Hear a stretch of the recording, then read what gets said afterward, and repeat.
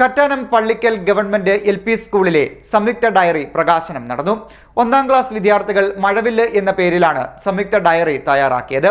സാഹിത്യകാരൻ Haridas Pallarimangalam Kayamkulam BPC S ദീപയ്ക്ക് നൽകി പ്രകാശനം നിർവഹിച്ചു.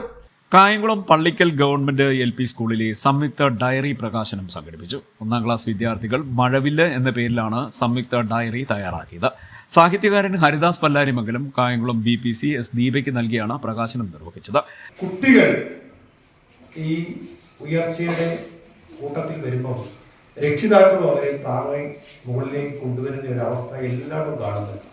ഡയറി മോർമസ് കുറിപ്പുകൾ ഡിസ്കവറി ഓഫ് ഇന്ത്യ ഞാൻ കണ്ടെത്തിയ ഭാരതത്തെ കുറിച്ച് ജവഹർലാൽ നെഹ്റുവിന്റെ ഡയറി കുറിപ്പുകൾ അച്ഛൻ മോളുടെ അയച്ച കത്തുകളൊക്കെ വായിച്ച് മൈ എക്സ്പീരിയൻസ് വിത്ത് ട്രൂത്ത് ഗാന്ധിജിയുടെ സത്യാന്വേഷണ പരീക്ഷണ കഥകളൊക്കെ വായിച്ചു വളർന്നവരാണ് നമ്മൾ.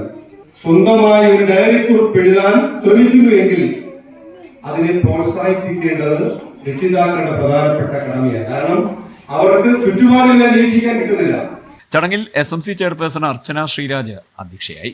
Head mister Sherin K. Mohan സ്വാഗതം പറഞ്ഞു. Ward member KS Jayaprakash, cluster coordinator V. Albos, അധ്യാപകരായ ശ്രീദേവി S, ഫാത്തിമ മോൾ, SR, സിന്ധു, നിഷ എന്നിവർ ആശംസാ പ്രസംഗം നടത്തി.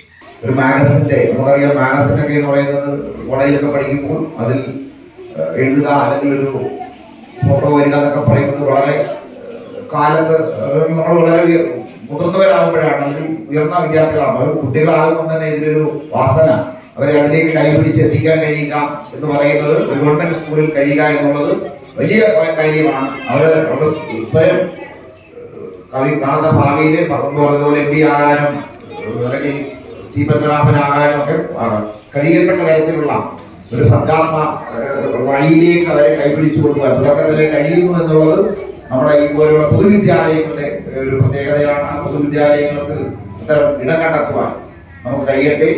1ാം ക്ലാസ്സിലും 2ലും 3ലും 4ലും 4 ക്ലാസ്സിലും അതിന്റെ കൃത്യമായ രീതിയിലുള്ള ഡയറി നമ്മൾ എഴുതിക്കുന്നുണ്ടായിരുന്നു. 1ലും 2ലും മാത്രമല്ല 3ാം ക്ലാസ്സിനെയും 4ാം ക്ലാസ്സിനെയും കൊണ്ട് നമ്മൾ ഡയറി എഴുതിപ്പിക്കാറുണ്ടായിരുന്നു.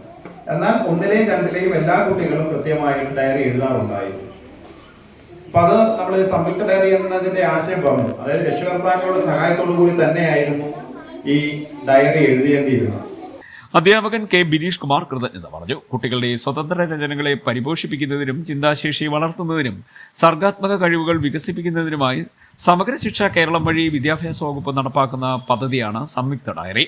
തുടക്കത്തിൽ രക്ഷിതാവും കുട്ടിയും ചേർന്ന് ഡയറി എഴുതുകയും പിന്നീട് അത് സ്വതന്ത്ര രചനയിലേക്ക് മാറുകയും ചെയ്യും എന്നതാണ് പദ്ധതിയുടെ പ്രത്യേകത. CDNet news Kayamkulam.